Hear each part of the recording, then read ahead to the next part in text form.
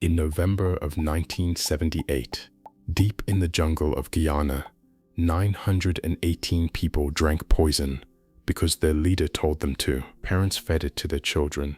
Husbands drank after watching their wives collapse. It was the largest intentional loss of American civilian life until September 11th. Out of that entire compound, one woman walked out alive. Her name was Diane Louis, and she didn't survive because she was stronger or smarter or more suspicious than the people who died. She survived because of one small decision she'd made years before the poison ever arrived. Her reason will sound almost too small to matter until you understand what it was really protecting her from. That woman's story is where this begins, but it's not really about cults. It's about something running inside every single one of us, something so quiet and so universal that the psychologists who study it for a living say it might be one of the strongest forces in human decision-making.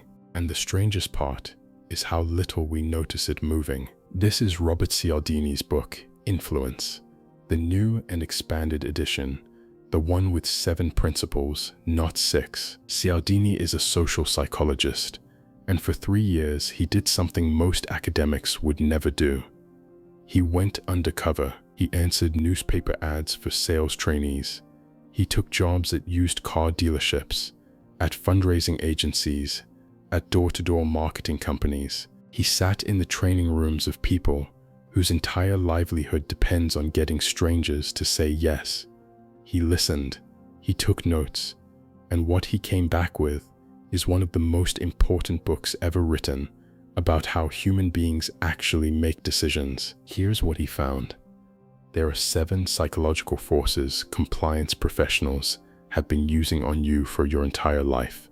7 levers. The original edition had 6. This new expanded version adds a 7th, and we'll get to it because it might be the most important of them all. But the 7 aren't equal. They don't all work at the same time on the same person for the same reason. In this new edition, Cialdini reveals something he'd never fully said before. The 7 principles serve 3 different persuasive goals. 3 doors someone has to walk through to reach you. The first door is about building a relationship with you before they ever ask for anything. The second is about making you feel certain you're making the right choice. The third is about moving you from a decision to actually doing something. This video is about the first door, the relationship door. During this precious video, I'll walk you through the 3 principles that live behind it. The first is reciprocation, the ancient rule that says when someone gives you something, you owe them. The second is liking, the gentle, invisible force that makes you say yes to people you feel drawn to. And the third is the principle that's new to this expanded edition, the 7th lever, the one most people have never even heard of. It's called unity, and in certain situations it might be the strongest of the 7. By the time we finish, you'll understand why a woman named Diane Louis walked out of Jonestown alive. You'll understand why 2 strangers can fall in love in 45 minutes. And you'll understand why a Nazi guard in a concentration camp ordered to execute every 10th prisoner in a line once raised an eyebrow, did a quarter turn, and shot the 11th instead. These aren't tricks someone uses on people who are weak. These are tools that work on all of us, on me, on you, on the smartest person you know. But once you see them moving, you don't have to be moved. Principle 1.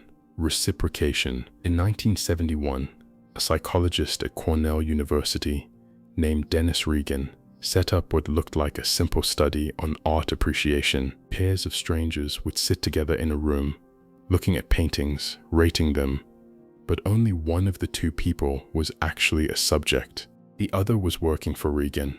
We'll call him Joe. Partway through the experiment, Joe would get up and leave the room. Sometimes he'd come back empty-handed. Other times, and this is the version that matters, he'd come back holding 2 bottles of Coca-Cola, one for himself, one for the subject. He'd hand it over with a friendly shrug. He'd say, "I asked the experimenter if I could go get myself a Coke. He said it was fine, so I bought one for you too." Now here's where the real experiment began. After the painting ratings were done, Joe would casually ask the subject for a favor. He was selling raffle tickets for a new car, he said. 25 cents a piece. How many would the subject like to buy? The results were striking. Subjects who hadn't been handed a Coke bought, on average, about 1 ticket. The subjects who'd been given that cold, unrequested bottle bought twice as many. Some bought as many as 7. Stop for a second and think about what just happened. A man the subject had never met before. A 10-cent bottle of soda nobody asked for. And suddenly, twice the compliance.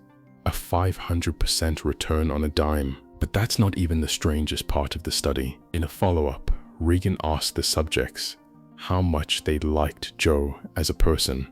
Some thought Joe was charming. Others thought he was kind of a jerk.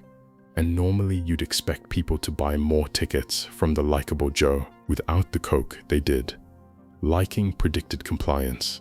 That makes sense. But once the Coke had changed hands, liking stopped mattering. Likable Joe and unlikable Joe sold exactly the same number of tickets. The gift had cancelled out the dislike. That's the principle of reciprocation, the unwritten rule every human culture has agreed on. When someone gives you something, you owe them something in return. You don't have to have wanted the thing. You don't have to like the person. It doesn't matter if the debt is fair. You will feel the pressure to repay. Anthropologists have been looking for decades for a human society where this rule doesn't exist.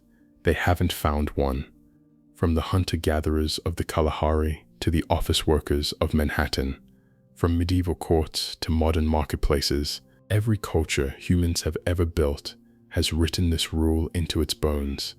The French anthropologist Marcel Mauss said the rule of the gift has 3 parts: an obligation to give, an obligation to receive, and an obligation to repay. Why does it live inside us so deeply? Because it's what made civilization possible.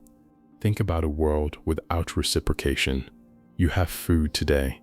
Your neighbor has food tomorrow, but you can't share because if you share now, there's nothing binding them to share later when it's your turn to be hungry.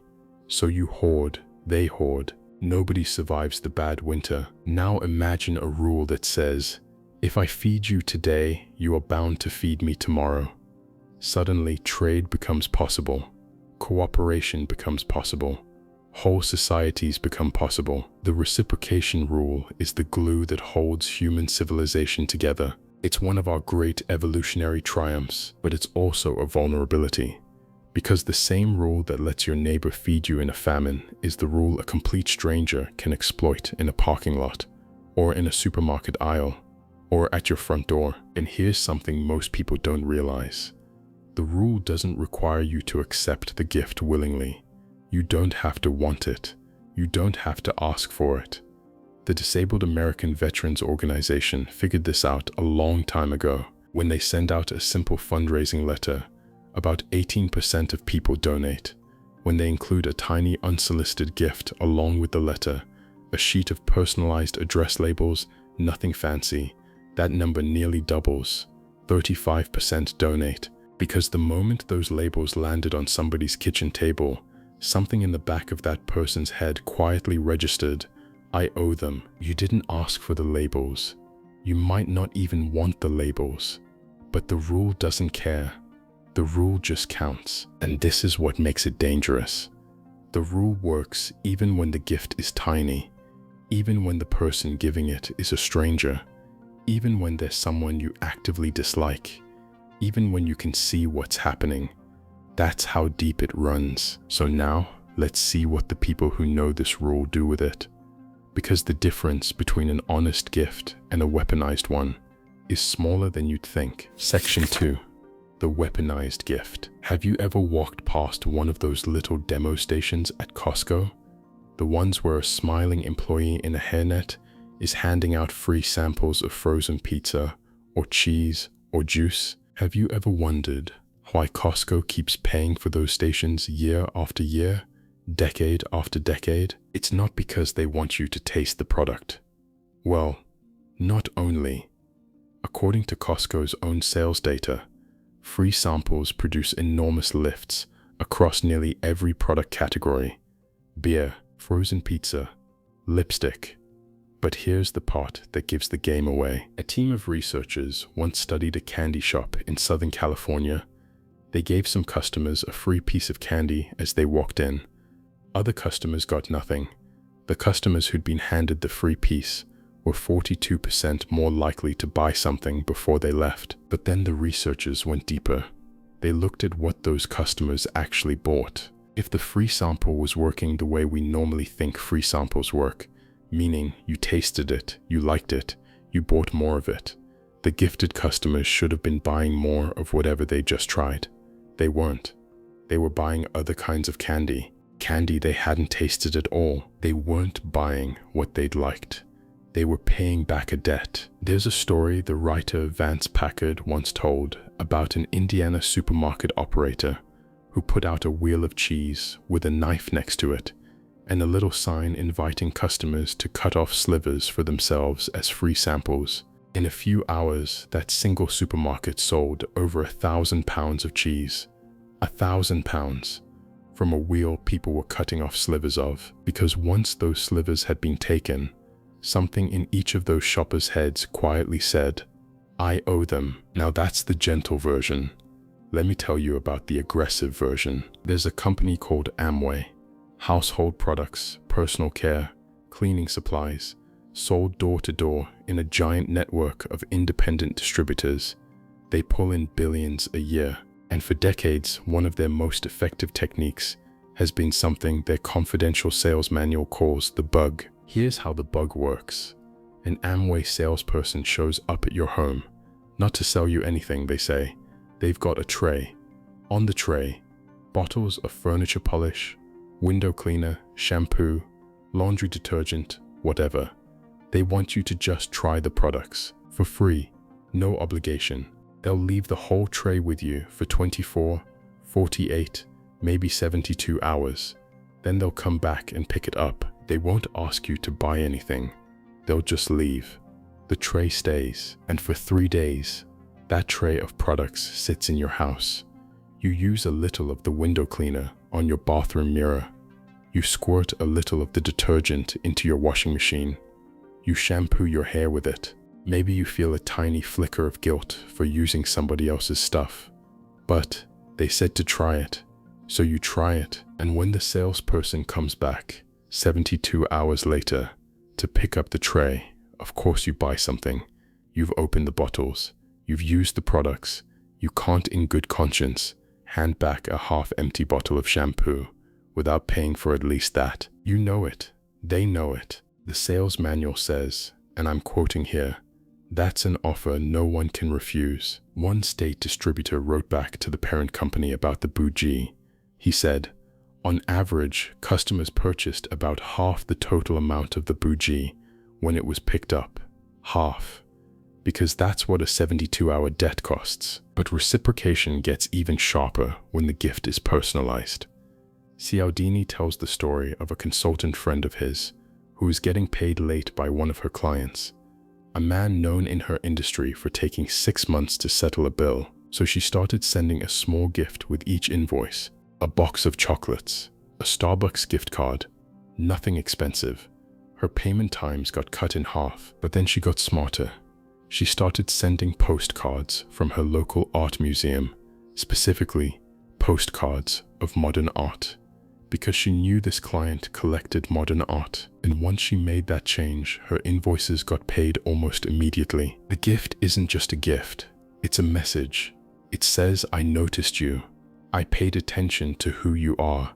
I chose this for you and nobody else.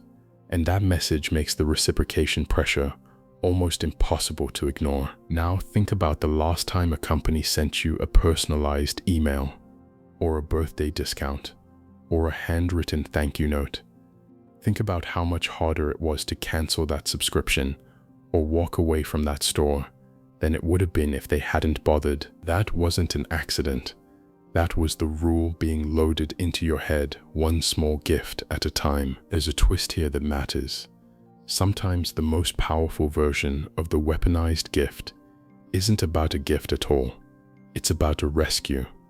A hotel Cialdini once stayed at tracked its guest satisfaction scores, and what they found shocked them. The guests who rated the hotel highest weren't the ones whose visits went perfectly. They were the ones whose visits had some small problem, and the staff fixed it, quickly, kindly, in a way that felt personal. A woman wanted to play tennis with her 2 children at the resort. The resort had exactly 2 children's rackets, and both were in use, so the general manager sent a staff member to drive to a sporting goods store, buy 2 more, and deliver them to the woman on the court within 20 minutes. Later that afternoon, the woman walked into the manager's office and said, "Because of what you just did, I've booked my entire extended family here for the 4th of July weekend." If that hotel had simply stocked 4 rackets from the beginning, the seamless experience version, the woman would have played her game and gone home and forgotten about it. It was the rescue, the gift that felt personalized to her specific moment of need, that triggered the debt, and the debt repaid itself with 10 nights of family bookings. Cialdini has a phrase for this that stayed with me. He says, "Problem-free doesn't feel as good as problem-freed." Because problem-free is just a service you paid for. Problem-freed is a gift somebody chose to give you, and gifts are the thing that make us owe. So that's the weaponized gift. Free samples, product trays left in your home, customized postcards, rescued tennis games. Every one of them is a deposit in the reciprocation account. Every one is earning interest you'll eventually have to pay back, usually without noticing you're paying at all. But here's the question that takes us one level deeper. What happens when the person holding the reciprocation rule wants you to repay far, far more than they gave? Section 3. The Art of the Uneven Trade. A few years after he started studying reciprocation, Robert Cialdini was walking down a street in Phoenix when a young boy stopped him. The boy was a Boy Scout. He was selling tickets to the annual Boy Scout circus, $5 apiece. Would Cialdini like to buy one? Cialdini did not want to spend $5 on a Boy Scout circus. He politely declined, and the boy, without missing a beat, said, "Well, if you don't want the tickets, how about buying some of our chocolate bars? They're only $1 each." Cialdini bought 2, and then he stood on that sidewalk, holding 2 chocolate bars he didn't want, and asked himself the question he had spent his career answering for other people. Why did I just do that? I don't even like chocolate bars. I don't want to be the kind of person who gets manipulated into buying chocolate bars. And yet here I was, $2 lighter, carrying chocolate I didn't want, feeling somehow that this Boy Scout had won something from me. He'd been played, and he knew exactly how. What the Boy Scout did has a name. Cialdini calls it rejection, then retreat. In the sales world, they call it the door-in-the-face technique. The compliance professional makes you an extreme request they know you'll refuse, and then they retreat to a smaller request, the one they wanted all along. And that retreat, that small step back from the extreme, triggers the reciprocation rule. Because they gave you a concession, and now you owe them one. The $5 circus tickets were never the real target. The chocolate bars were always the target. The tickets existed to be rejected. The rejection was the setup, and the moment the Boy Scout came down to the chocolate bars, he hadn't actually made a concession because he was never trying to sell the tickets in the first place.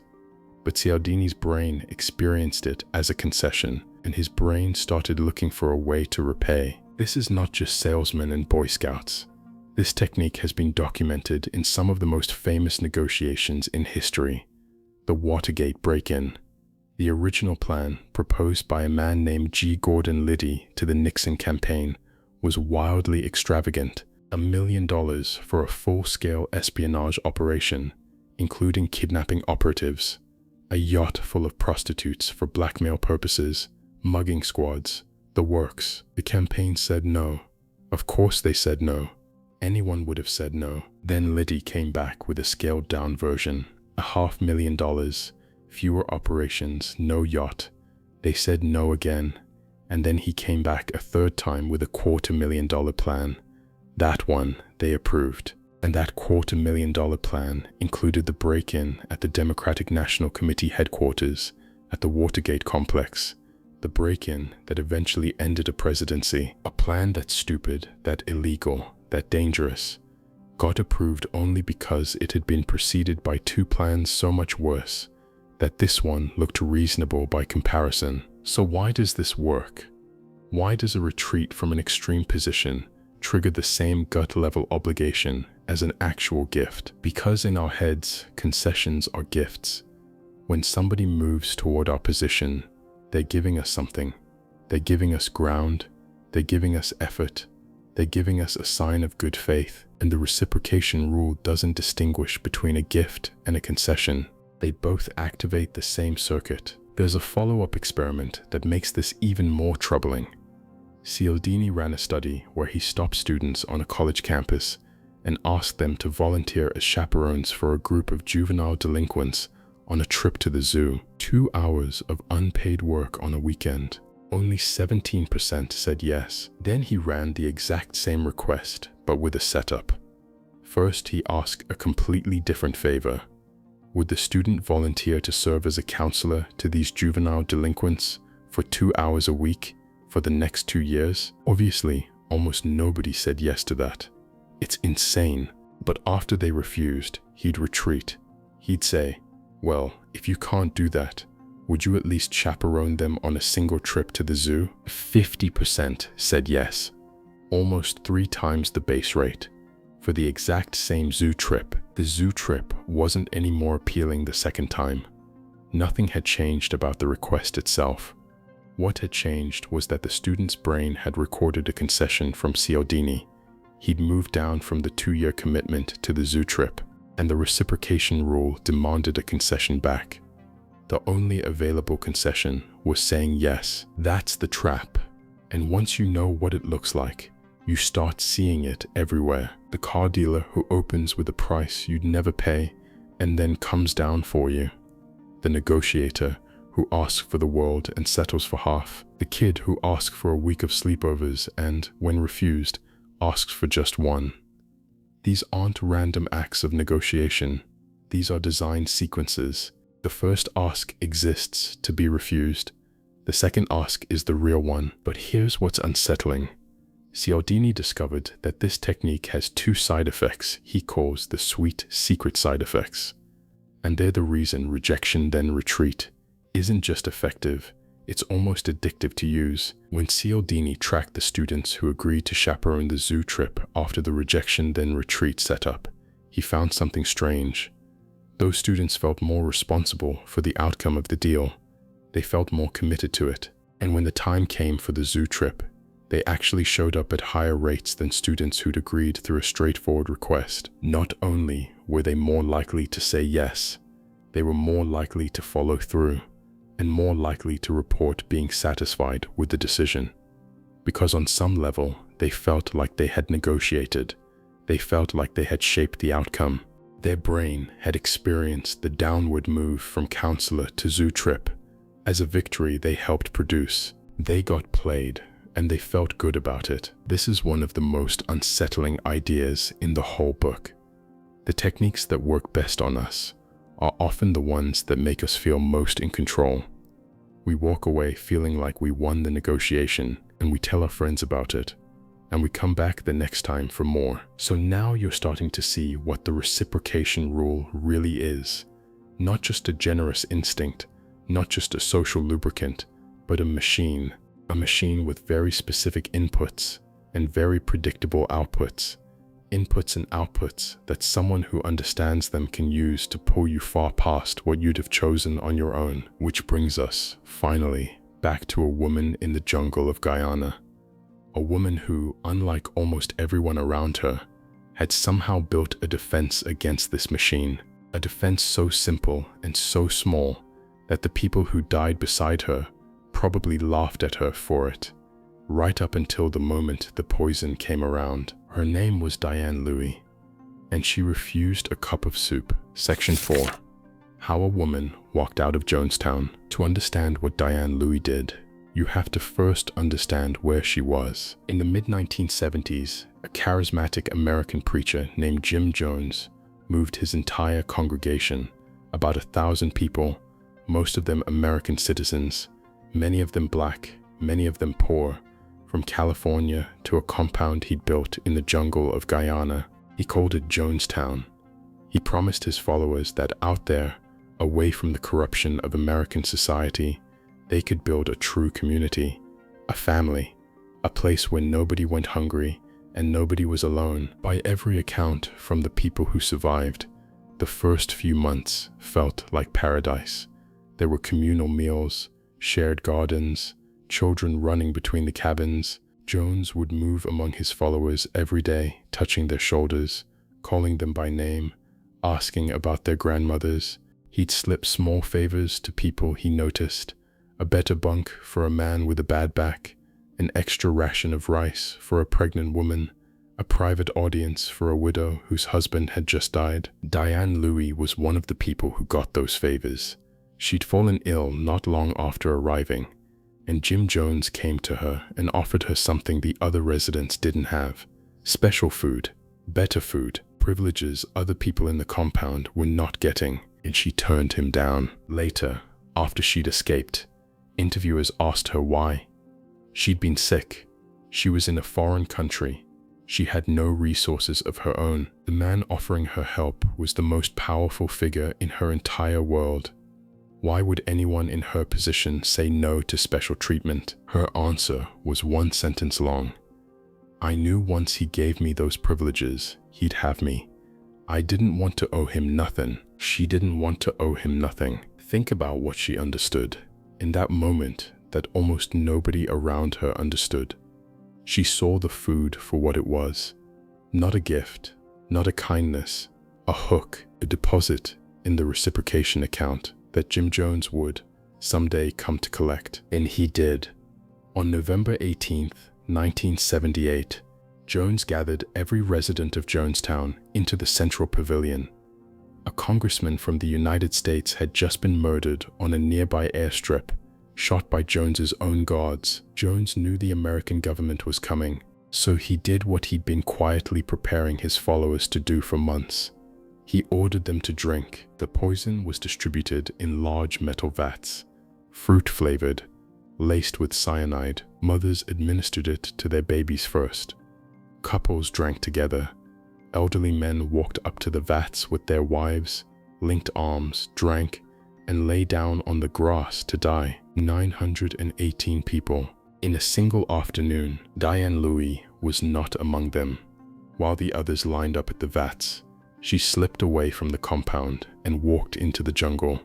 She made it to a nearby village. She survived, and when she was asked later how she'd found the clarity to leave, when so many of the people who drank had known Jim Jones for years, had loved him, had trusted him with their entire lives, she pointed back to that moment when she'd been ill, the moment she'd refused the food, because the people who took the food that day, she said, owed him something after that, and once you owed him something, you couldn't see him clearly anymore. She had protected her ability to see by refusing the debt. Now, I want to be careful here. I'm not saying the people who died at Jonestown died because they accepted a bowl of soup. Cults are far more complicated than that. But reciprocation was one of the threads Jim Jones pulled on, and it was one of the threads Diane Louis refused to let him attach. You don't have to be in a cult to see this principle doing work. Think about the Hare Krishnas in American airports in the 1970s. They'd approach travelers who were rushing between terminals, and they'd press a small flower into the traveler's hand. Just a flower. The traveler would try to give it back. The Krishna would refuse to take it. No, it's our gift to you. And then, a few seconds later, the Krishna would ask for a donation. The traveler would almost always give. Not a small amount, sometimes real money. And then they'd walk away, throw the flower in the nearest trash can, and feel vaguely annoyed at themselves for the rest of the day without being able to say why. The Krishnas eventually figured out they could retrieve the flowers from the trash cans and use them again. Some flowers were used 5, 6, 7 times, each one of them pulling in real money from real travelers every time. That's the reciprocation rule. A flower you didn't want, forced into your hand, paid for in cash. So how do you defend yourself? How do you protect what Diane Louis protected? The ability to see clearly when someone is trying to put you in their debt. Cialdini is careful here. He says the wrong move is to refuse all gifts, all kindnesses, all favors. That's a terrible way to live. You'd cut yourself off from the entire reciprocation web that holds human society together. You'd miss out on real friendship, real generosity, real help. So the defense isn't rejection, it's redefinition. When someone hands you something, your job is to look at what they're handing you and quietly ask, what is this? If it's a genuine gift, given in a spirit of generosity, accept it and feel whatever gratitude you feel. But if it's a compliance tool dressed up as a gift, a free sample designed to sell you something, a favor designed to hook you into a business relationship, an uninvited kindness from a stranger at your door, then the gift is not actually a gift.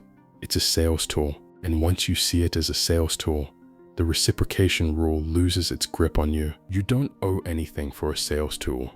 You owe something for a gift. That one mental pivot, that's the whole defense. It's what Diane Louis did in the moment Jim Jones offered her food. She looked at the plate and she asked herself quietly, is this a kindness or is this a hook? And when her gut told her it was a hook, she was free. You can do this too, every day, at every checkout counter, at every charity drive, at every free sample station. Ask the question, see the thing clearly, and then decide. Because if you can see reciprocation clearly, you've beaten one of the 3 forces that build relationships before someone asks you for something, which leaves us 2 more. And the second is so old, so obvious, so baked into the way we move through the world that most people never even think of it as a persuasion tool at all. But it's the reason by far that the largest number of sales in human history have ever been made. Principle 2. Liking. If you walked into a suburban American home in the 1970s on a Saturday afternoon, there's a decent chance you'd have found 10 or 12 women sitting in a living room, sipping coffee, eating cookies, and watching another woman demonstrate a line of plastic food storage containers. This was called a Tupperware party, and it was one of the most successful sales formats in the history of American commerce. Robert Cialdini has studied Tupperware parties for decades. He calls them, and I love this, a classic compliance setting. Because inside that one suburban living room, on that one Saturday afternoon, almost every single principle of influence is operating at once. Reciprocation. There are games and prizes at the start, so every guest has received something before the buying begins. Social proof. The moment one woman buys, the women sitting next to her feel safer buying too. Scarcity. The demonstrator mentions the limited time offers and the items you can only get at the party.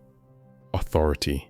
She presents certifications, expert quality marks, safety ratings, but the real engine of the Tupperware party, the force that does most of the work, is something else entirely. The demonstrator isn't the one making the sale.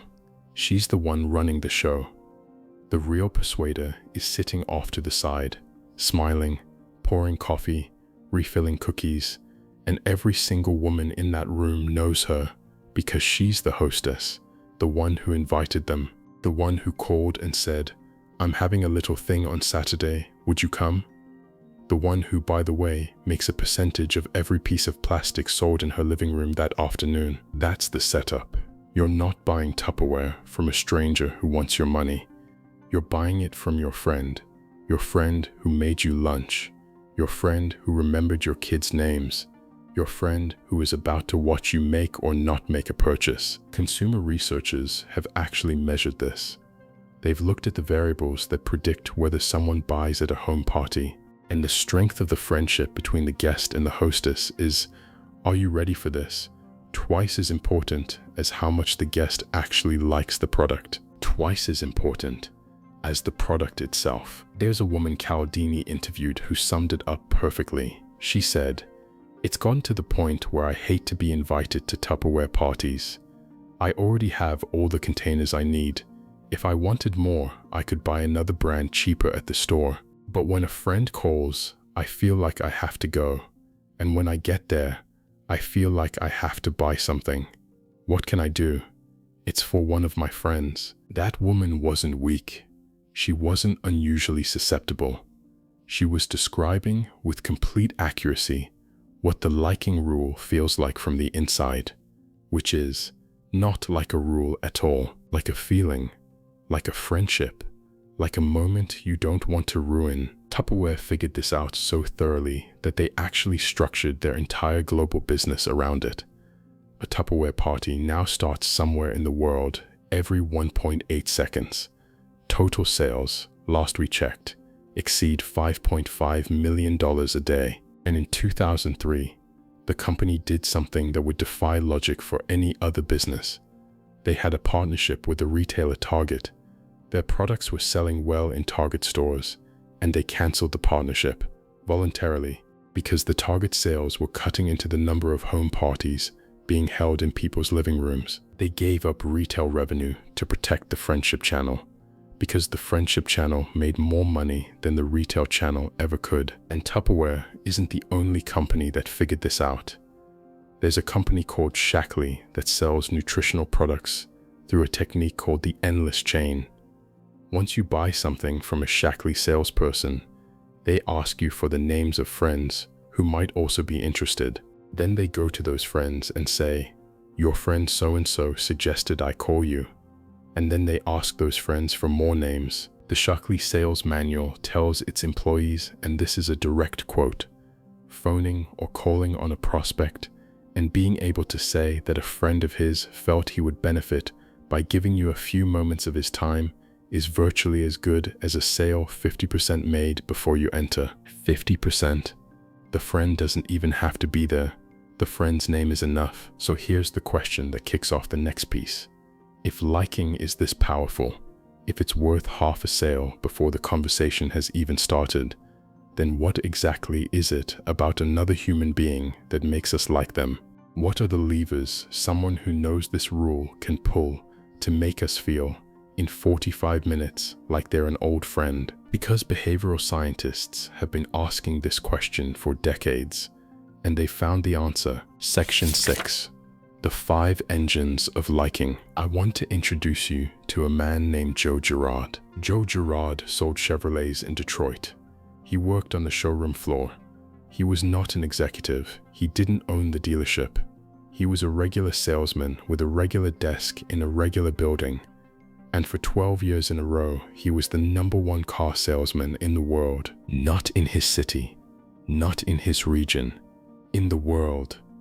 According to the Guinness Book of World Records, no human being has ever sold more cars than Joe Girard. He averaged, on his working days, more than 5 cars and trucks, sold and delivered, every single day he was on the floor. For 12 years, in the 1970s, when reporters asked him how he did it, his answer was almost comically simple. He said, "I offer people 2 things. A fair price and somebody they like to buy from. That's it. Find the salesman you like, put him with the price, and you get a deal." But here's where it gets interesting. Joe Girard had 13,000 customers, and every single one of those 13,000 customers received, from Joe, 12 cards a year. Birthday cards, Christmas cards, Thanksgiving cards, Valentine's cards, Easter cards. Every card was different, pegged to the season, and every single card said, somewhere inside it, the exact same 3 words, "I like you." That's it. That was the message. 156,000 cards a year, each one with the words "I like you" printed on it, mailed out to strangers, most of whom had bought one car from him once, years earlier, and would be moved by that card enough to come back when it was time for the next car. Why did it work? Because when somebody expresses liking for you, you almost can't help liking them back. The instinct is automatic. It's older than language. So the question is, if Joe Girard could get people to like him by claiming to like them, what else can cause one human being to like another? Psychologists have been running experiments on this for most of the last century, and what they found is that liking doesn't just happen randomly. It runs on a small number of specific engines. Cialdini identifies 5. The first engine is physical attractiveness, and the research on this one is genuinely uncomfortable to read. Good-looking people, through no effort, no virtue, no skill on their part, are assumed to be more intelligent, more honest, more kind, more talented, and more trustworthy than people who aren't. Psychologists call this the halo effect because one good quality casts a glow over all the others. There was a Canadian federal election where researchers compared the attractiveness of candidates to the number of votes they received. The attractive candidates received more than 2.5 times the votes of the unattractive ones. And here's the part that should scare you. When voters were asked whether a candidate's appearance had affected their vote, 73% said absolutely not. 14% said, well, maybe, a tiny bit. Almost nobody was willing to admit that looks had decided anything, but the votes said they had. The second engine is similarity. We like people who are like us. It sounds obvious, but the effect is stronger and easier to manipulate than you'd think. There's a study where researchers approached marchers at an anti-war demonstration and asked them to sign a petition. When the person asking was dressed the same way as the marcher, same style, same vibe, the marchers were much more likely to sign. But here's the part that matters. They signed without even reading it.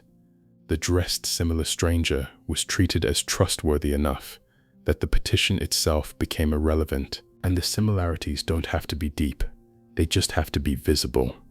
Researchers have found that people are measurably more willing to help a stranger who shares their fingerprint pattern, of all things. They're more likely to buy a product whose brand name shares initials with their own name. They're more generous to someone who was born in their hometown. Car salespeople are actually trained to do this. When you drive your old car onto the lot to trade it in, the salesperson takes a quick look inside. Camping gear in the trunk, golf balls in the back seat, a sticker from a certain college on the bumper. They file that information away, and 30 minutes later, casually, in the middle of the conversation, they mention how much they love to get away camping, or how they just can't wait to play 18 holes this weekend, or how their cousin went to that exact same college. It's not subtle, it's not clever, it's not even original, but it works over and over again. Because similarity is one of the oldest signals of safety our brains know how to read. The third engine is compliments.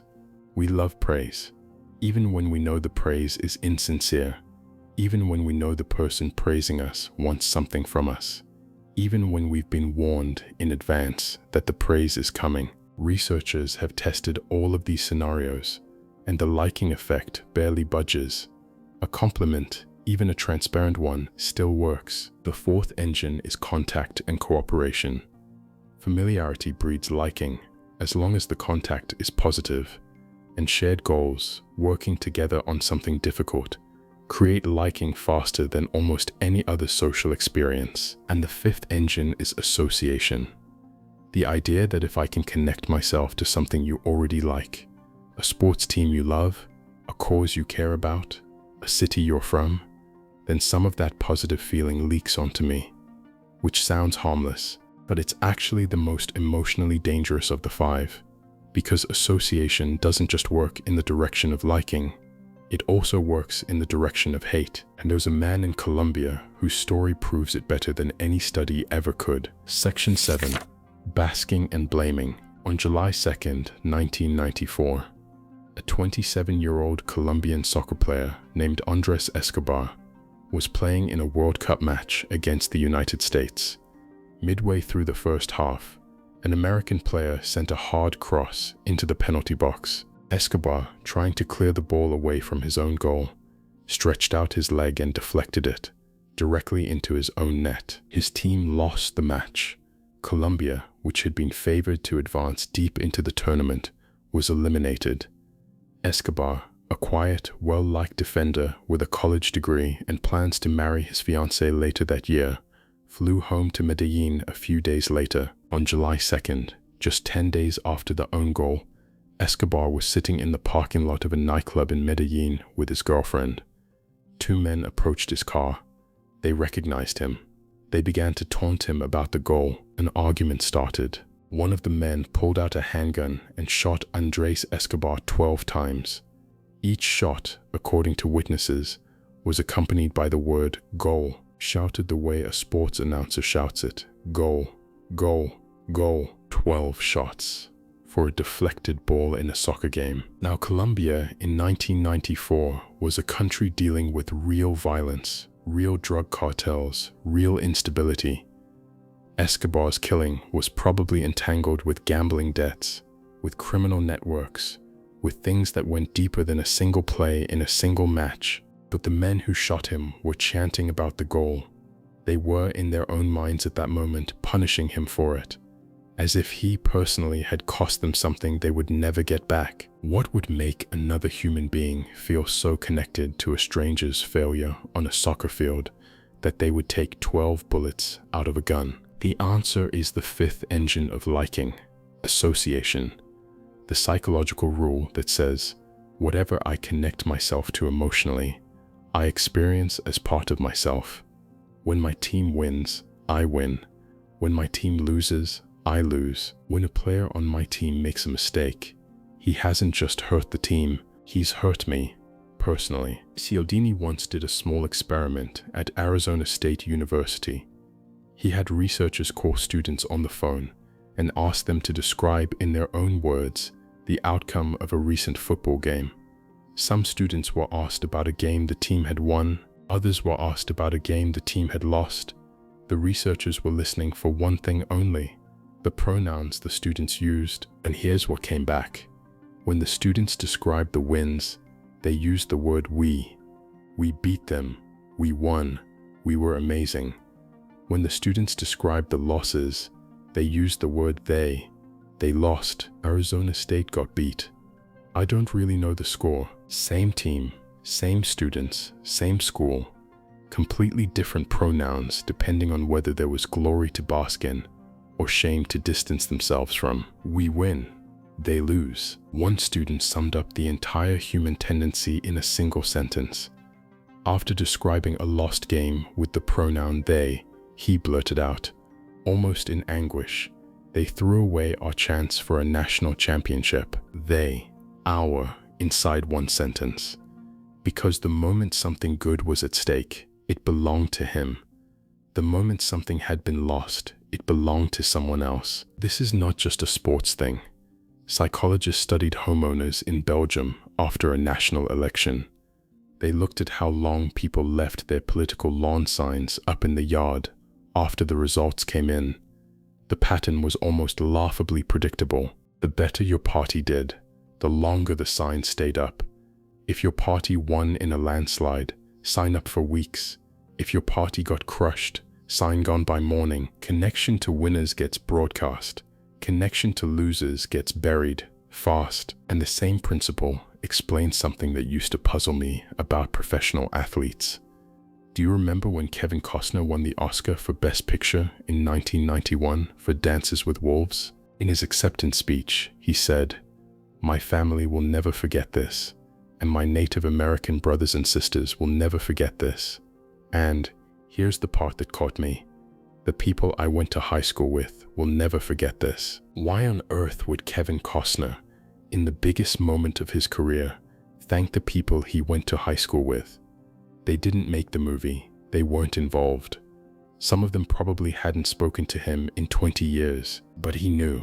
Somewhere in him, he knew that the morning after the Oscars, every single one of those high school classmates was going to be at the grocery store and the coffee shop and the office, telling everyone they knew, "I went to high school with Kevin Costner." And Costner, generous man that he was, wanted to give them that moment to legitimize the reflected glory they were about to claim. He was handing out permission to bask. Now, the dark version of association is what happened to Andres Escobar. And it's what happens to weather forecasters who get hate mail, actual hate mail, sometimes death threats, for predicting hurricanes they didn't cause. It's what happens to the messenger who brings bad news and gets treated, for a moment, as if they made the news themselves. In ancient times, kings would sometimes kill the messenger who brought them word of a lost battle. The messenger hadn't lost the battle, but they were connected to the loss, and in the king's head, that was enough. There's a clinical sounding name for this. Psychologists call it the principle of connection, but the plain English version is simpler. If you're standing near something I love, I'll love you too. If you're standing near something I hate, I'll hate you too, even if you didn't cause it, even if the connection is arbitrary, even if it makes no logical sense at all. And the people who make their living persuading you for a living, advertisers, politicians, sales professionals, have been using this rule for as long as they've been in business. That's why beer commercials show beautiful women at parties, not because the beer makes women appear, because the brain that watches the commercial learns, without knowing it's learning, to associate the beer with the women. That's why car ads film their cars on winding mountain roads at sunset instead of in bumper-to-bumper traffic. That's why a politician's campaign commercial opens with a shot of an American flag and a bald eagle and a child saluting. None of those things are the politician, but by the end of the commercial, your brain has stitched them together. The flag and the eagle have donated a little of their positive feeling to the candidate, and once you see this trick, you see it everywhere. You see it in the celebrity endorsement. You see it in the charity gala where the famous person just shows up for 90 seconds. You see it in the sponsored Instagram post where a beautiful young woman is holding a tube of toothpaste. Your brain is doing a very old thing. It's measuring your distance from glory, and it's adjusting how much you like the thing standing near it, which brings us to the hardest part of the liking principle, which is, once you understand how many different ways a stranger can cause you to like them, how on earth do you defend yourself? Because the liking rule is the quietest of all the principles. You can feel reciprocation pulling on you. You can sometimes spot a technique like rejection, then retreat, but liking just feels like liking. It doesn't announce itself, and by the time you notice it, it's already done most of its work. Section 8. The Dealin Dan Defense. Picture this. You've walked onto a car lot. You weren't sure you were going to buy today, but you're looking. A man in a button-down shirt walks up to you. He's warm. He shakes your hand. He asks your name. He offers you a coffee. He laughs at something your kid says. Within 2 minutes, he's told you he grew up 20 miles from where you grew up. Within 5 minutes, he's complimented the car you drove in on. Within 15, he's walking you around the lot like an old friend showing you his favorite neighborhood. Cialdini gives this man a name. He calls him Dealin Dan, and Dealin Dan is the embodiment of every engine of liking we just talked about. He's well-groomed. He's mirroring your posture. He's similar to you in half a dozen small visible ways. He's dropping compliments. He's creating a sense that the two of you are cooperating against the sales manager, against the system, against whoever, and he's carefully associating himself with every good feeling available in the situation. He hasn't done anything wrong. Dealin Dan might be a perfectly nice guy. Maybe he really did grow up near where you grew up. Maybe he genuinely thinks your kid is funny. The point isn't that he's lying. The point is that every single liking engine is firing at once, and in the next 30 minutes, you're going to sit down with him and make a decision about tens of thousands of dollars. So here's the problem. You can't defend against liking by trying to notice every individual engine as it fires. There are too many of them. They fire too fast. And some of them, the halo effect, the physical attractiveness thing, operate completely below your conscious awareness. You can't stop liking Dealin Dan just by being suspicious of him. The liking is already happening. So how do you actually defend yourself? Cialdini's answer is brilliant in its simplicity, and it's going to sound anticlimactic, so I want you to really sit with it. He says, don't try to stop the liking. Let the liking happen, But at the moment you're about to make a decision, ask yourself exactly one question. Have I come to like this person more than I would have expected, given the situation we're in and the amount of time we've spent together? That's it. That's the whole defense. Because here's the thing. Most of the liking engines don't operate at low levels. They crank you up past where you'd naturally be.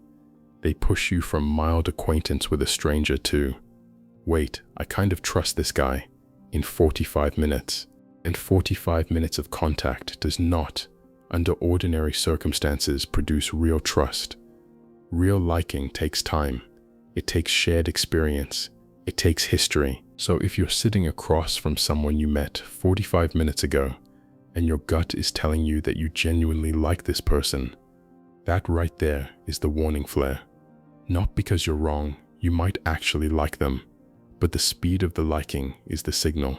Something has accelerated your feelings past what should be normal, and once that flare goes up, Cialdini says, you don't have to figure out which technique caused the liking. You don't have to play detective, you just have to do one thing. You have to mentally separate the person from the deal. The person is not the car. The person is not the price. The person is not the contract you're about to sign. He puts it beautifully. He says, if you choose Dealin Dan's car, you will be driving the car off the lot. Not Dan. The car has to live up to your life. Dan doesn't. Dan is going back into the showroom to meet the next customer. The car is going into your garage for the next 7 years. So at the moment of decision, ask yourself a cold, specific question. Not, do I like this guy? But, is this deal on its own a good deal? Would I buy this car at this price from a stranger I'd never met? Would I sign this contract if I'd read it word for word without anybody smiling at me? If the answer is yes, buy the car. Dan gets a commission, you get a good car. Everybody wins.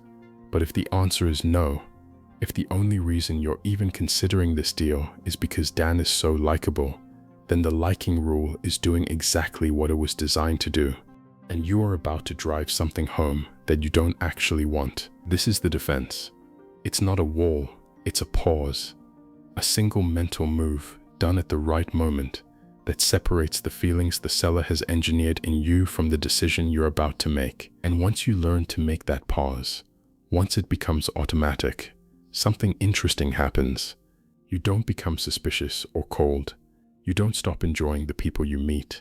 You stop being afraid of likable strangers, because now you know you can let them be as likable as they want. The liking by itself isn't going to move you. Only the merits of the deal will move you. And that freedom, the freedom to like somebody and still say no to them, is one of the most underrated gifts this book gives you. So that's reciprocation, and that's liking. Two of the three forces that build relationships before anybody asks you for anything. But there's a third, and this third one, the one that's new to this edition of the book, is stranger than both of the others, because it doesn't work by doing something for you, and it doesn't work by making you feel drawn to a person. It works by convincing you that the other person isn't a separate person at all. It works by blurring the line between them and you. It's called unity.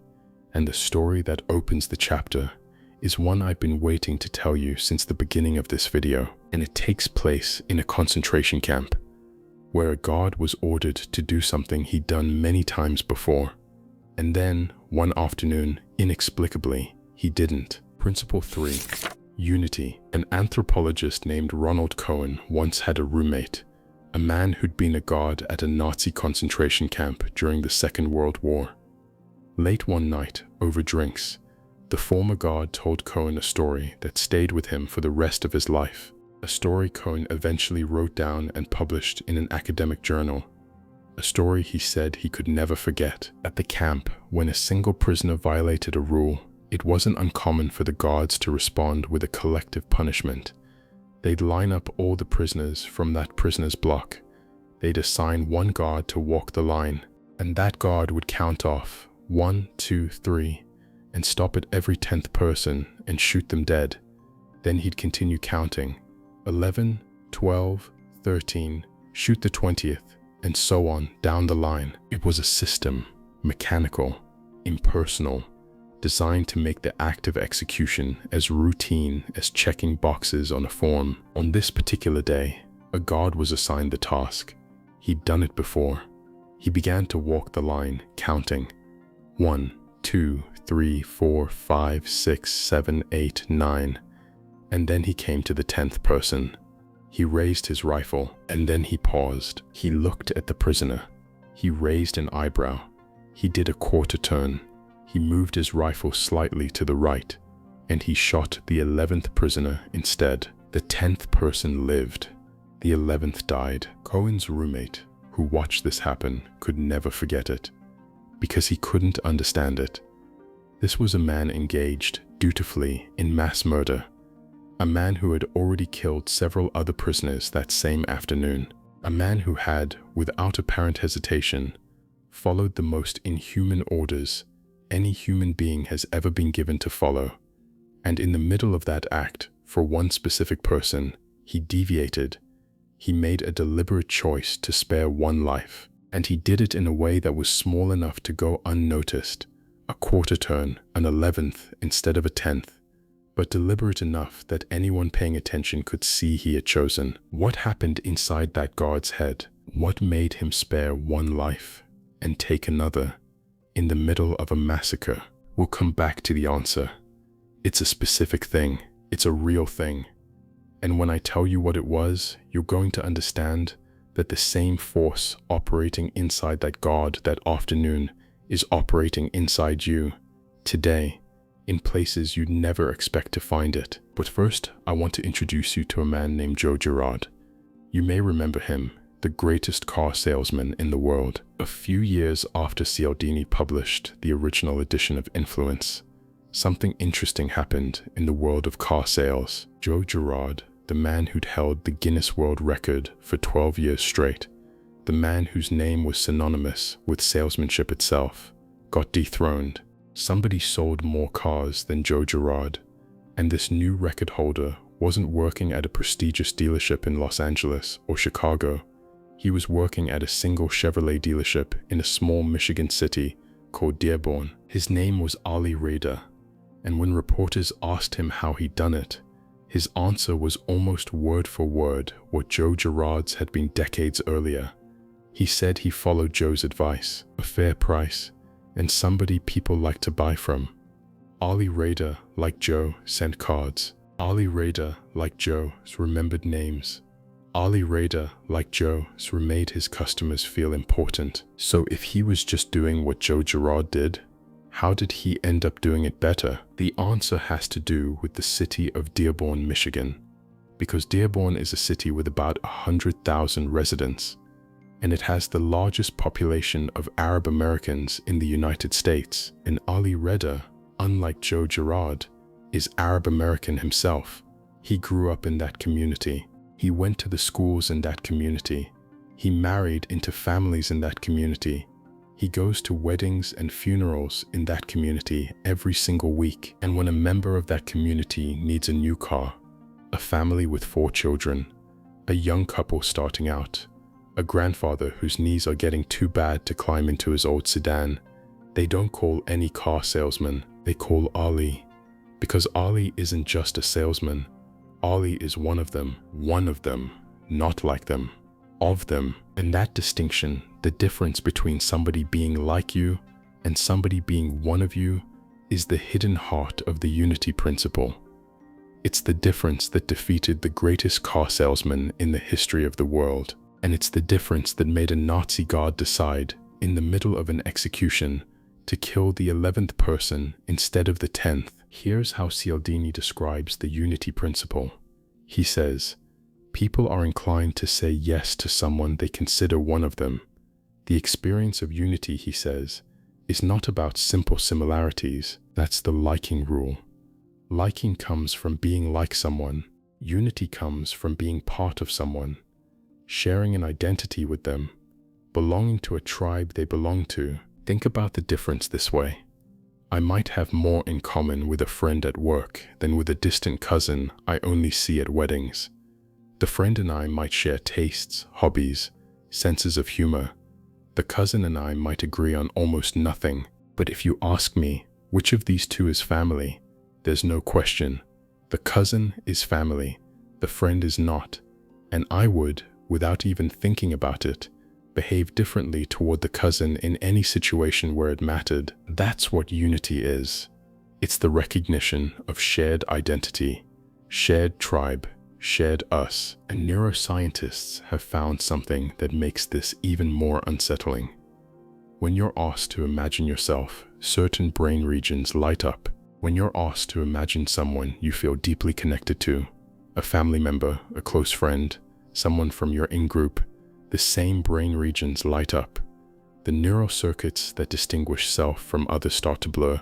The brain genuinely cannot, in some sense, tell the difference between you and someone you consider one of you, which is why Cialdini says this about the unity principle.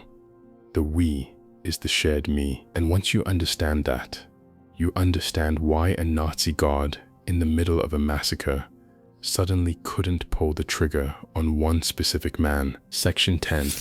Belonging together. Let me finish the story of the Nazi guard. The specific documented reason that the guard spared the 10th prisoner and killed the 11th was this. As the guard walked down the line counting, he came to the 10th man and recognized something about him. Not his name, not his face, something in the man's accent, or in a word he'd spoken, or in a detail of how he carried himself. Something that told the guard, this man is from my hometown. They came from the same place. Not the same family, not the same religion, not the same political party. None of the things we normally think of as the great dividers of humanity. Just the same small dot on a map.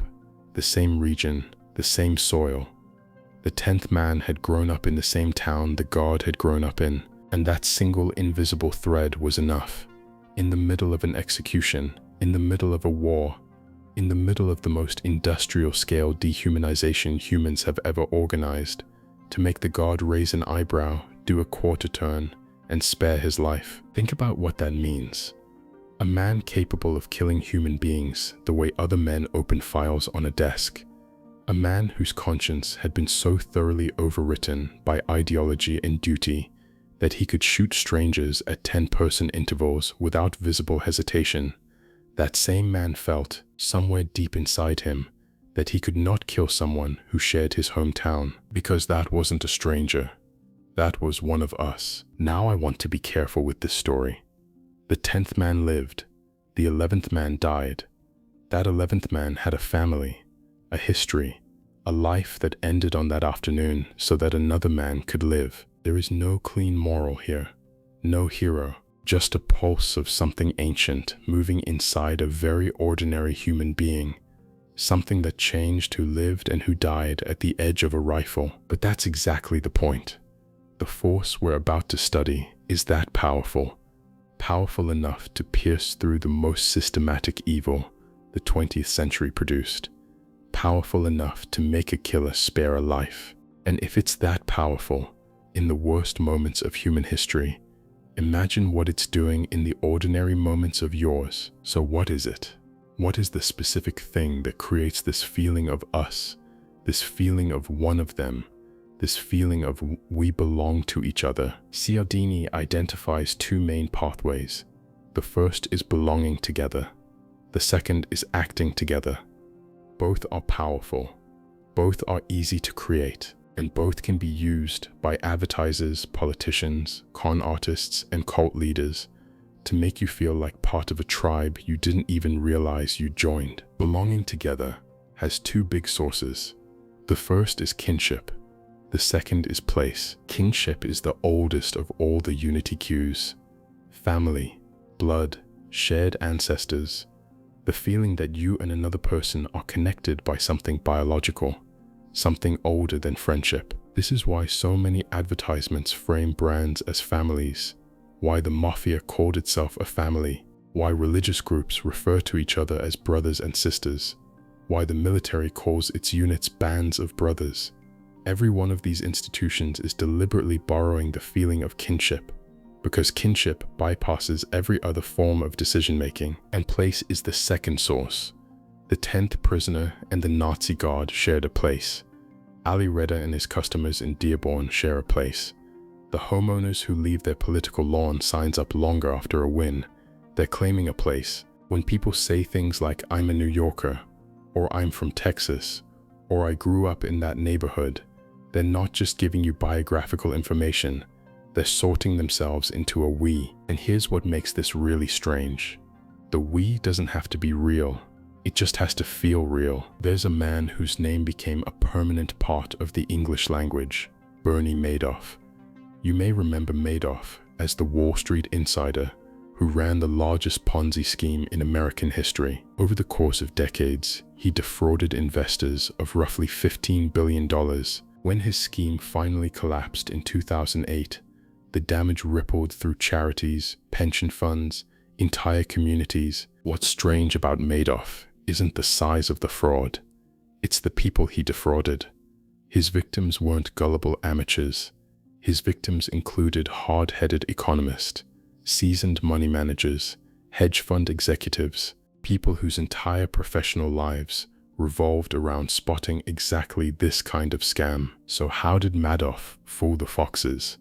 How did a man running a Ponzi scheme convince the most financially sophisticated people in America to hand him their life savings and then hand him their mother's life savings for 30 years? Part of it was his resume. Part of it was the complexity of the instruments he claimed to be trading. Part of it was the exclusivity. He refused most investors, which made the ones he accepted feel chosen. But there was another force in the mix that most observers missed. Madoff was Jewish, and most of his victims were also Jewish. He built his investor base largely through Jewish charities, Jewish country clubs, Jewish social networks. When a new investor heard about Madoff, they heard about him from someone in their community who was already in. A cousin, a rabbi, an old college friend. He was one of them. And that single fact carried more persuasive weight than all the financial warning signs combined. There's a specific term for this kind of fraud. It's called an affinity scheme, and the pattern is brutally consistent.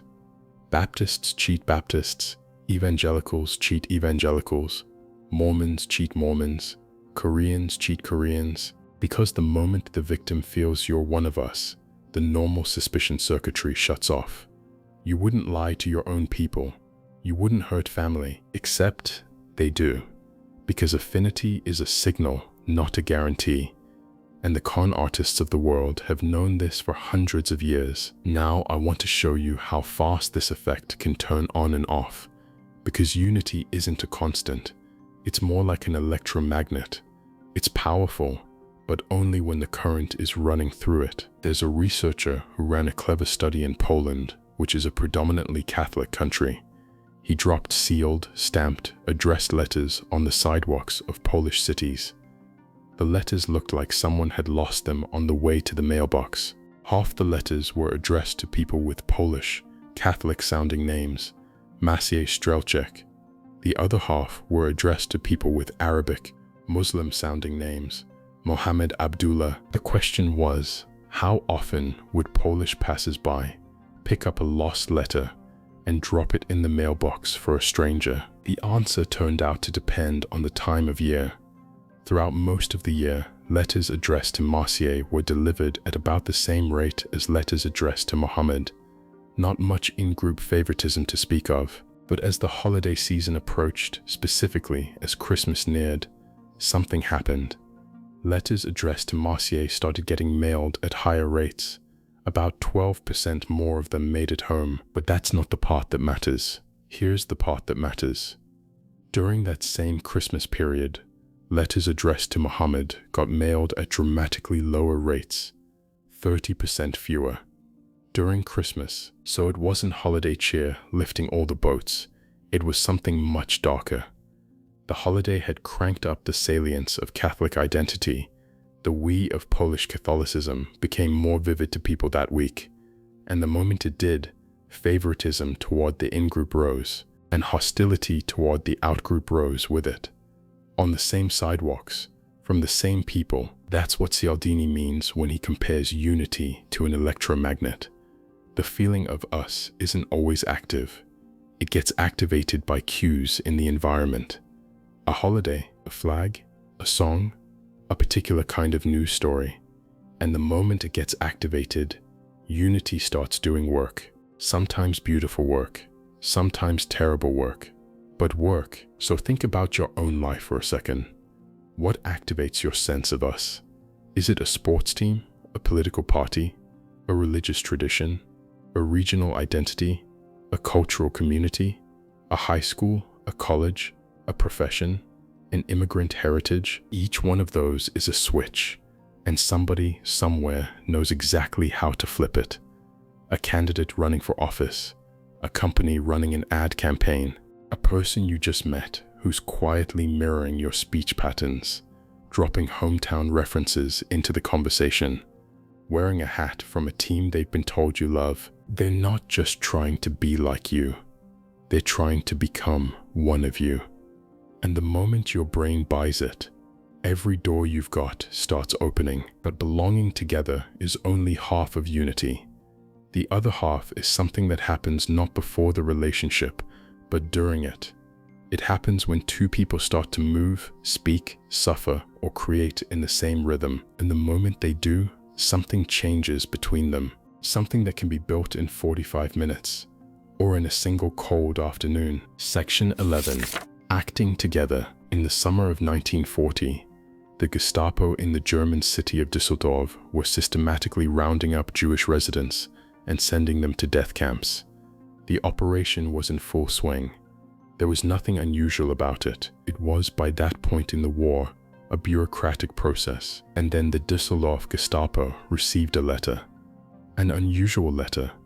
A letter from the highest levels of the Nazi leadership, from Heinrich Himmler himself, instructing them to leave one particular Jewish resident completely alone, a city judge named Ernst Hess. Hess was not to be persecuted, not to be deported, not to be harmed in any way.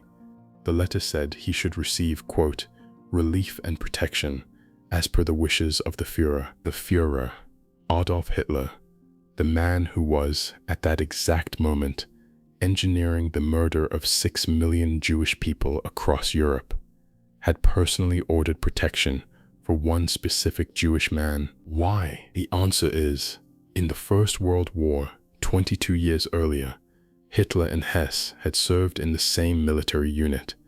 They had fought side by side in the Somme offensive, a battle that killed 1.2 million soldiers over 141 days. The two men had sustained battlefield wounds within 24 hours of each other.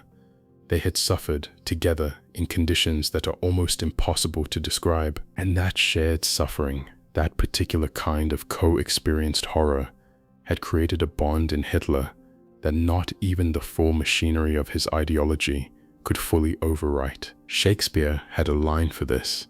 Henry V, on the eve of the Battle of Agincourt, speaking to his outnumbered troops, he says, "For he today that sheds his blood with me shall be my brother." And that word, brother, is precise. Shared suffering doesn't just make people remember each other, it makes them family, even when one of them shouldn't, by all rights, feel anything at all. Now let me be clear. I'm not asking you to feel sympathy for Hitler. I'm pointing you at something stranger. If shared suffering was strong enough to override one of the most thoroughly evil ideologies in human history, for even one individual, even partially, then shared suffering is doing something inside us that is almost impossibly deep, and you don't have to go to a battlefield to find it. In 2020, when the coronavirus pandemic was ripping through the Navajo Nation in the American Southwest, killing elders, overwhelming hospitals, destroying communities, the Navajos set up a GoFundMe page to buy food and medical supplies, and a strange thing happened. Donations started pouring in, hundreds of thousands of dollars, from Ireland, a country thousands of miles away, a country with no obvious connection to the Navajo Nation. Why would the Irish, in the middle of a global pandemic that was hitting them hard too, why would they be sending huge sums of money to a Native American tribe on the other side of the ocean? The answer goes back to 1847.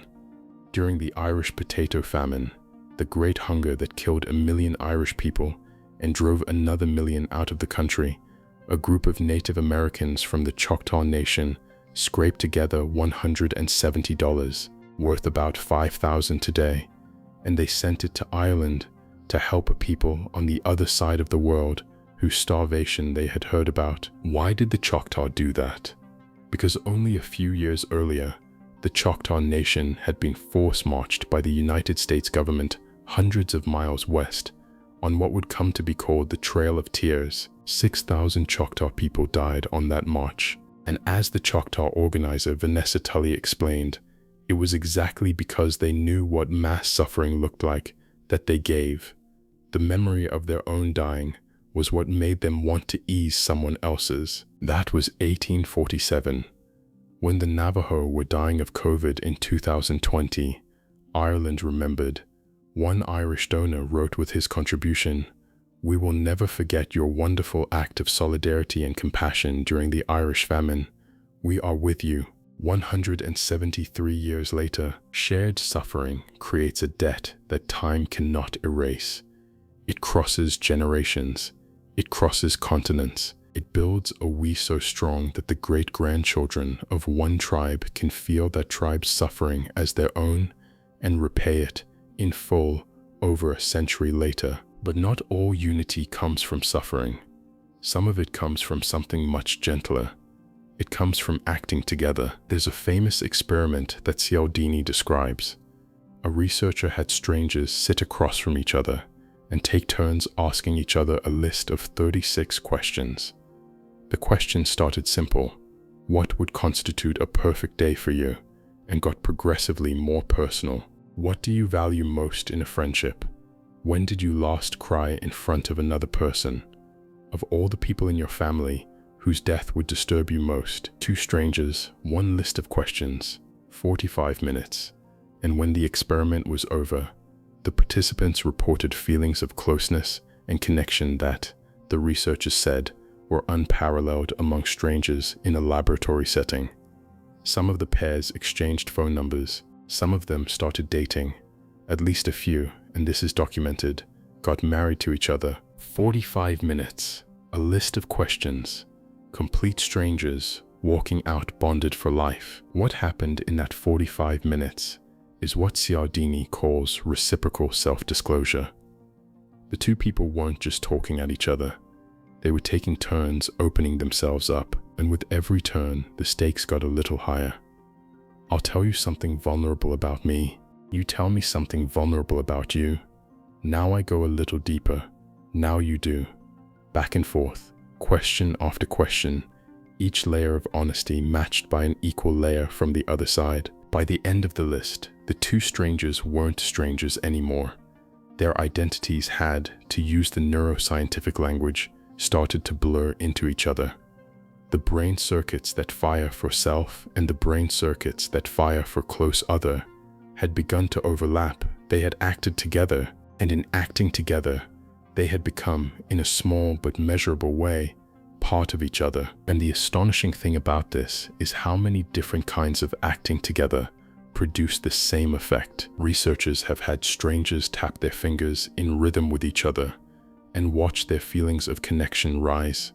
They've had strangers read a story out loud in alternating sentences and watch the same effect. They've had strangers sip water from glasses in synchronized timing with each other and watch their racial biases actually decrease in the minutes that followed. In one particularly striking study, researchers had groups of people walk together across a field. Some groups walked in step, in military formation, their feet hitting the ground in unison. Other groups walked normally, out of step, each person at their own pace. Afterward, the walkers played an economic game together, where they could choose to maximize their own gains or sacrifice some gain for the benefit of their group. The groups that had marched in step were 50% more cooperative than the groups that had walked normally. 50%. That's why militaries still train soldiers to march in formation, long after marching stopped being useful on any actual battlefield. Marching in step doesn't help you fight. It helps you become a we. The same thing is why every human society in history, every single one that has ever been studied, has developed ways for its members to sing, dance, chant, and move together. Cave paintings from thousands of years ago show people dancing in coordinated lines. Religious services have worshippers standing and sitting and chanting in unison. Sports crowds do the wave, protesters march with linked arms, armies march in formation, choirs sing together, bands play together, congregations pray together, because when humans move together, they become one. And this is something anybody who wants to influence you can use. Corporate retreats that send you on a ropes course with your coworkers, fraternities that haze their pledges through shared suffering, companies that plan team-building trips where everyone does something slightly scary, slightly painful, slightly coordinated. Every one of those experiences is a unity engine. It's designed to create a we, sometimes for good reasons, sometimes for bad ones. Which brings us to the last and strangest mechanism of unity. Because there's one more way to make somebody feel like one of you, and this one is so subtle, so unexpected, that when I first read about it, I laughed out loud. It's the single most underrated persuasion technique in the entire book. And the person who discovered it centuries ago was Benjamin Franklin. Section 12. The Advice Secret. In 1736, a young Benjamin Franklin was serving in the Pennsylvania state legislature, and he had a problem. Another legislator, a man Franklin describes in his autobiography as a gentleman of fortune and education, had become Franklin's political enemy. This man gave speeches against him on the floor. He argued against his proposals. He seemed to genuinely dislike Franklin, and he took every opportunity to make that dislike public. Franklin needed this man on his side, or at least needed him to stop being on the opposite side. And most of us, in that situation, would do the obvious thing. We'd try to be nice. We'd do the man a favor. We'd send him a gift. We'd try to win him over with kindness. Franklin did the opposite. He wrote the man a letter and asked to borrow a rare book from his library. Franklin had heard this legislator owned a scarce and valuable volume, and he wrote politely to ask if he might borrow it for a few days. The man sent the book. Franklin read it. A week later, Franklin returned it with a note expressing his great appreciation. And here's the part that Franklin himself could barely believe.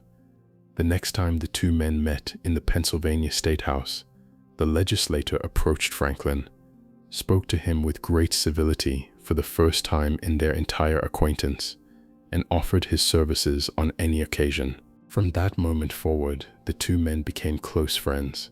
The friendship lasted until the legislator's death. Franklin had asked his enemy for a favor, and in doing so, he had turned him into a friend. Franklin wrote about this incident in his autobiography, and he drew a general principle from it.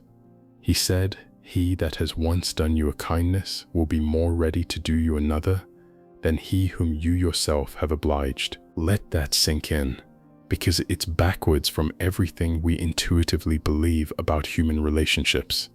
If I want somebody to like me, my instinct is to do things for them, to give them gifts, to help them out. But Franklin is telling us that the opposite is often more powerful.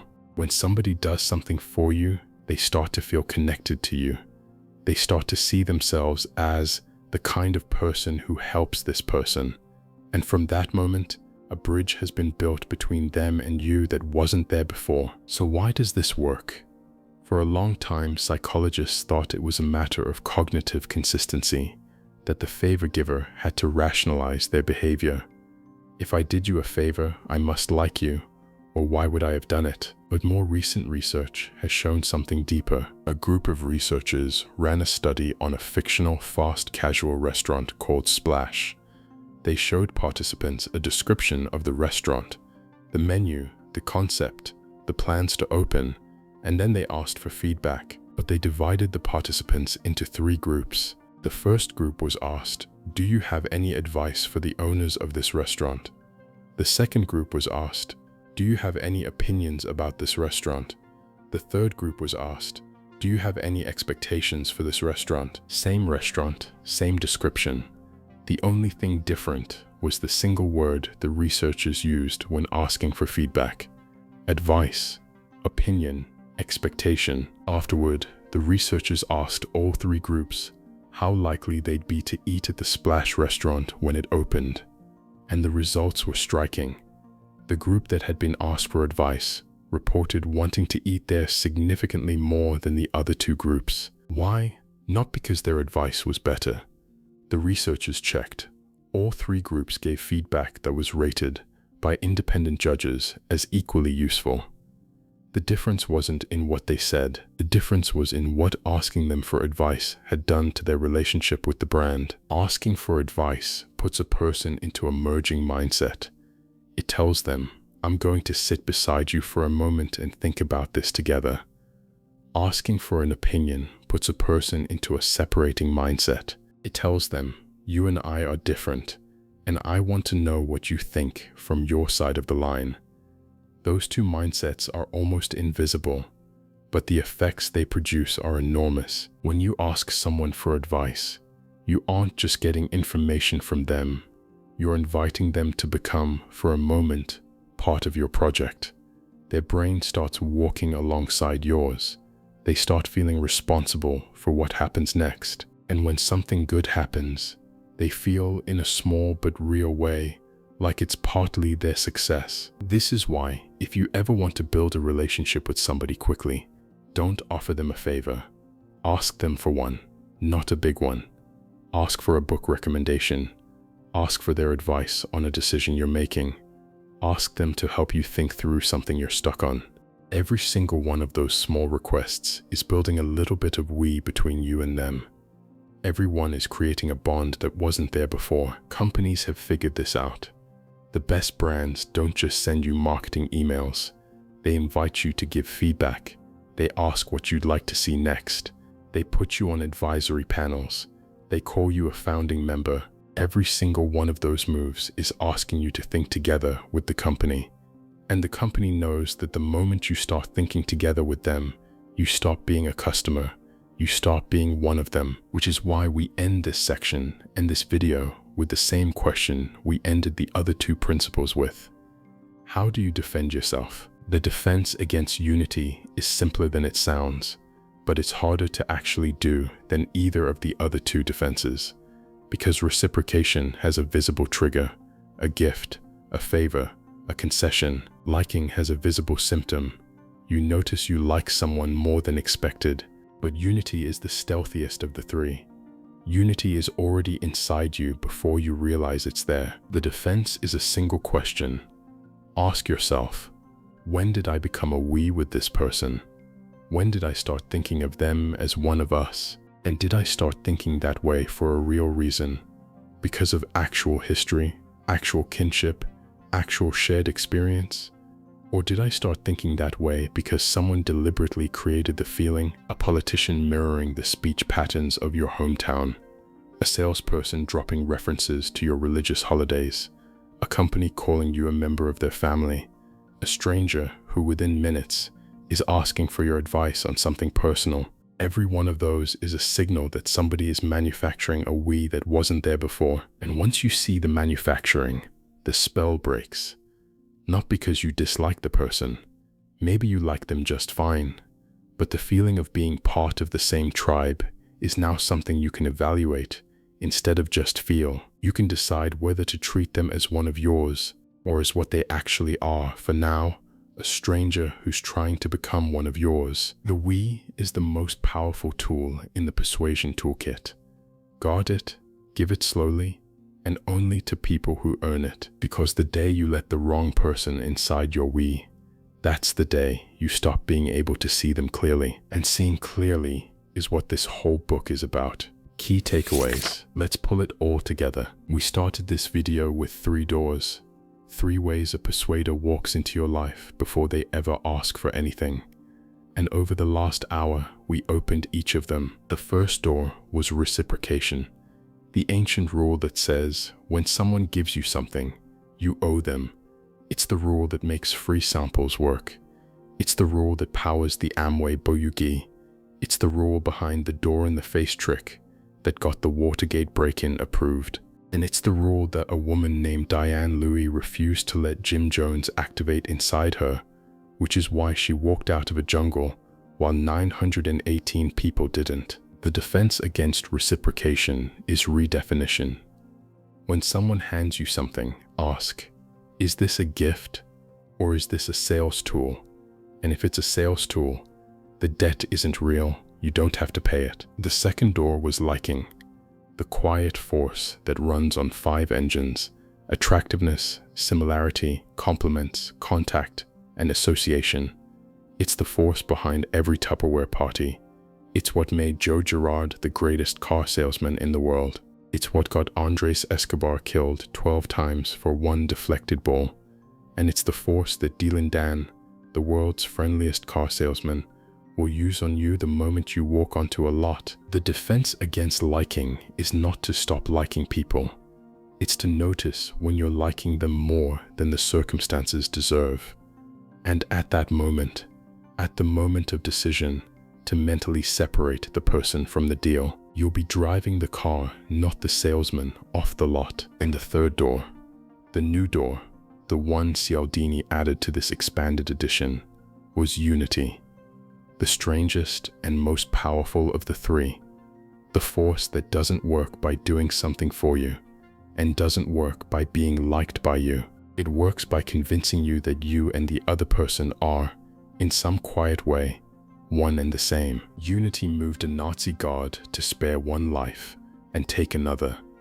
Unity let Bernie Madoff steal $15 billion over 30 years from people who should have known better. Unity makes Ali Reader outsell the greatest car salesman in the world in a single city in Michigan. Unity is what activates when someone asks you for advice instead of an opinion, because the word advice invites you to think together, and thinking together blurs the line between two people faster than almost anything else can. The defense against unity is the hardest of the 3 defenses to run, because by the time you notice the we, it's already built. The single question to ask yourself is, when did I start thinking of this person as one of us? Was it for a real reason, or did someone manufacture it? And here's the piece I want you to carry with you when this video ends. These 3 principles are not moral categories. They're not good or evil. They're the basic machinery of how humans build relationships with each other. You've been using reciprocation your whole life. You've been liking people your whole life. You've been joining tribes your whole life. That's not a flaw in you. That's what being human looks like. The danger isn't that these principles exist. The danger is that other people know how to trigger them in you deliberately. And until you can see them moving, you can't tell the difference between a friend and a compliance practitioner. But now you can. You can notice the unexpected gift and ask whether it's a gift or a hook. You can notice the rising liking and ask whether it's been earned or engineered.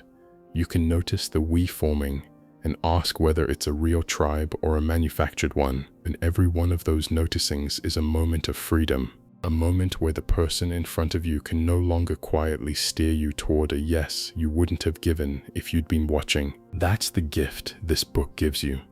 Not suspicion, not cynicism, just seeing clearly. And seeing clearly, as Diane Louis proved in a jungle in Guyana, is sometimes the difference between a life that belongs to you and one that doesn't. Closing. So, that's part 1 of influence. The 3 principles of the relationship door: reciprocation, liking, and unity. The 3 forces that build a connection between you and another human being before a single request has been made. At the start of this video, I asked you something. I asked you to think about the last time you said yes to something you later wished you hadn't. A donation, a purchase, a plan, a favor. I want you to think about it again, now. Because somewhere in that story, one of these 3 principles was doing work. Maybe the person had done a small thing for you first.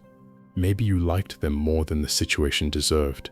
Maybe they made you feel, for a moment, like part of their team. That wasn't a moral failure on your part. That was the machinery of being human, running the way it always runs. But the next time it runs, you'll see it. And here's a real question, not a rhetorical one, that I'd love for you to think about. Of the three principles, reciprocation, liking, unity, which one do you think has had the most influence on the decisions you've made in your own life? Not the ones other people made you make, the ones you yourself made. Looking back now that you see a little differently, drop it in the comments. I read them. If you want to go deeper into this book, and I hope you do, because this is one of the books that genuinely changes how you see the world after you finish it. Robert Cialdini's Influence, new and expanded edition, is available on Amazon and on Audible. I'll leave links in the description. It's worth it. Every chapter of this book has stories and research that I had to cut from this video just to keep us at a reasonable length. Read it or listen to it, or both. In part 2, we're going through the second door, the uncertainty door. The two principles that take over the moment you think you might say yes, but you're not sure whether you should. Social proof, the force that makes people jump out of buildings during flash fads and vote for candidates because other people are voting for them.